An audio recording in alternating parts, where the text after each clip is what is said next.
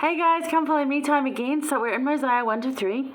Now this is King Benjamin teaching because he knows he's going down to the grave soon. So he's like, get everyone together, and then he realizes that there's too many people. So he builds a tower and starts talking, and it's still too many people. So he gets them to write everything down and gets it taken out. So kinda first general conference. Although no doubt there's been speeches like this before, but a gathering of this amount of people in this kind of way, and they pitched their tents there, which would indicate that not just having a camp out, but that it took more than one day. So it wasn't just a 2-hour speech. It looks like it was a weekend. So very similar to a conference weekend, which we just had, I would say. Anyway, as far as timeline goes, this does fall in if you did last week's reading, which I hope you did because it was really good. You'll see how this sort of begins to fit in. And again, like the Book of Mormon chronology, it's a hard word, can be confusing, especially when there's people named the same things. So what I suggest is read it more often. There is timelines given in most of the books. The particular one I've got right now is a journal edition, so I don't have a timeline per se in there. Now, it would have been not the last time I read the Book of Mormon, probably the one before, just before we did it for the year, and I read it, President Nelson asked us to read it before Christmas, so it'll be, this Christmas would be 6 years ago. And it was that time reading it through that suddenly the timeline literally just dropped into place. I kind of had a rough idea, so I just promise you that the more you read it, it will make sense. The timeline will fall in and the people will become clear as to who they are and what they're talking about. So I invite you to do that. I'm not going to pull out a big long timeline. There's other places that do that. You can find them online. You can find them in books. And there's other smart people out there who are way better at it than me. But it makes sense. John Hilton's one. Go look at him. Anyway, Scripture Plus, Scripture Central. There's a whole bunch of them. I'm not here for that. I'm like, let's pick out what we can apply to us today. So we're going to look at Mosiah 1 to 7, and it's an inheritance of faith. So he says there in verse 2, first of all, it talks about Benjamin knows he was going to come to the end of his days, and he says, okay, to his sons, Mosiah, Helaman, and Helaman. He wants them to be taught the language of their fathers. Like, what's the history here? And let's teach you that so you can learn from it, which is what we do scripture study for, right? What's the history? What can we learn from it? This is King Benjamin doing that right then. And the prophecies that have been spoken of about Jesus coming, because Jesus still hasn't come yet, here in this timeline.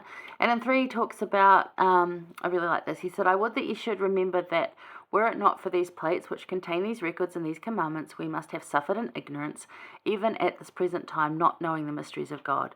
If we hadn't had these plates, we would not know anything about Christ coming. We would not know anything about what we're entitled to as the house of Israel. None of it. And he goes on in verse 4 and says, possible that our father Lehi, he could have remembered to teach these things, but how well would it have been passed down verbally? How much do you trust that? Except it were for the help of these plates. Yes, there's a verbal history, but you can back it up.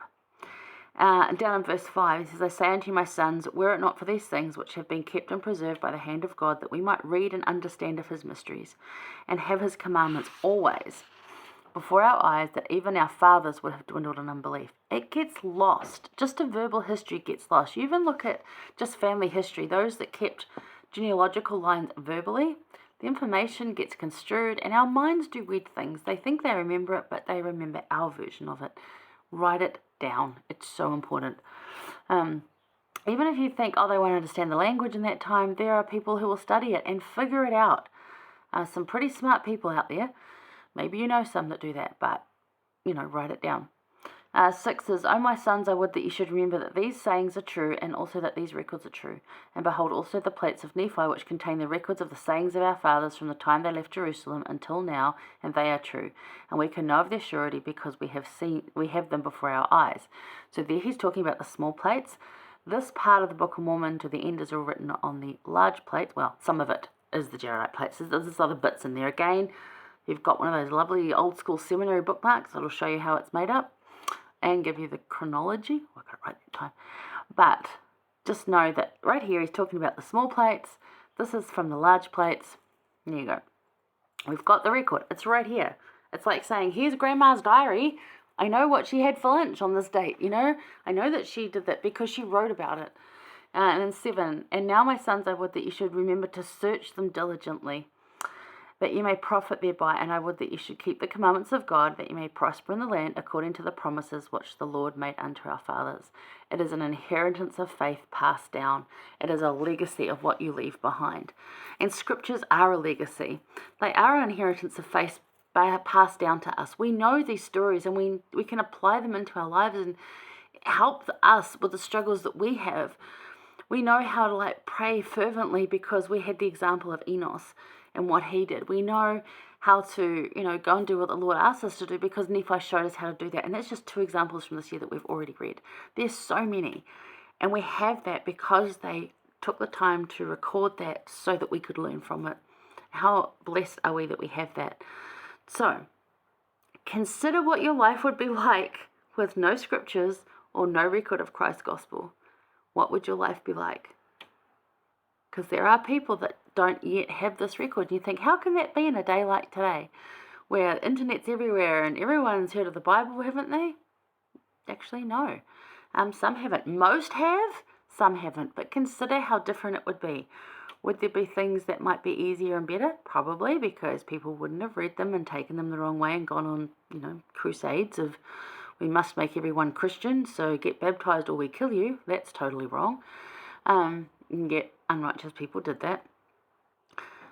But how much would we lack as well? There's so much that we need and that we live by and that makes our lives better. It has helped with just knowledge and intelligence and advancements in the world. It's helped with knowing how to build strong foundations, whether it's spiritual or a physical foundation for a house, because they had the records that they did, the experiences that these ancient people had that they wrote down and passed on to us. We can learn from that. It is huge.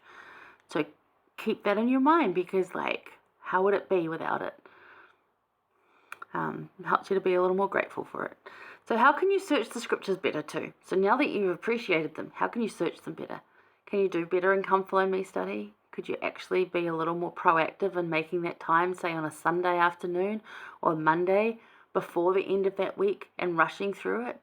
There are better ways. Can you commit to at least reading 1 chapter of that week's reading if you're struggling? Just try. How can you do better? We all can. I can even do better. I study it in great depth. I could still do better. And that's a lot for some people. So we can all improve. How can you do that? What can you learn from them? All sorts of stuff. I love personal experiences that apply to me and that I feel in my life, because I'm like, hey, that woman had a hard, like the woman at the well that Jesus spoke to. Nobody wanted to be her friend. Yeah, he did. He came and talked to her, and I'm like, got it. That helped me. And it's great. All the stories of people getting healed and great. And I've had some healing, but I haven't had miraculous healing like that. It's not what I'm supposed to have. But I've had woman at the well moments, so that helps me. So those kind of things. I learn from that. I like personal experiences, but there's a lot of things. Again, building a sure foundation, how to build a battlement, how to ride a donkey, there's all sorts of good advice in here. Parables teach us a lot of things. So much good advice. And what are some ways we can remember these sayings? What are some of the ways you can remember the things in the scriptures? Well, read them often, go over them. We can put messages of them up on our walls and have them around us. We can put pictures up to remind us of these stories. We can tell them to other people. All of those things help us. But what are some of the ways you can remember them? Let us know. Give us some tips. How do you remember them? How do you do scriptures better? And what do you learn from them? Share what you do, because it's going to help someone else. All right, hang on. We're going to go look at Mosiah chapter 2, verses 10 to 26, and talk about being a king like Jesus was, or is. Yeah. All right, I'll see you there.